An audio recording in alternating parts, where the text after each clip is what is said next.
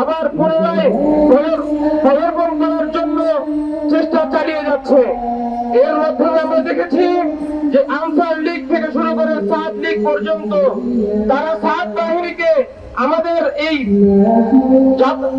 টঙ্গীর ময়দানে আমাদের ভাইদের উপর হামলা চালিয়েছে।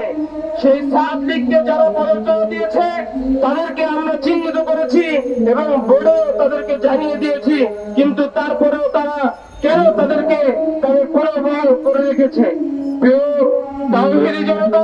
আমাদের দ্বিতীয় দফা দাবি ছিল যে আমাদের যে সনদের নামে মোলা ধরিয়ে দিয়েছে সেই মোলা কোন তরকারিতে ব্যবহৃত হবে তা এখনো পর্যন্ত নিশ্চিত করেনি। তাই আমরা বলতে চাই সেই মোলা কোন জায়গায় ব্যবহৃত হবে তা এখনো নিশ্চিত করার সময়। তাই দ্রুত সময়ের মধ্যে যারা আমাদের মুরব্বীরা কাম আছেন তারা এই বিষয়টিকে দেখবেন বলে আশা করি। অবশ্যিরিল মুমিনিন।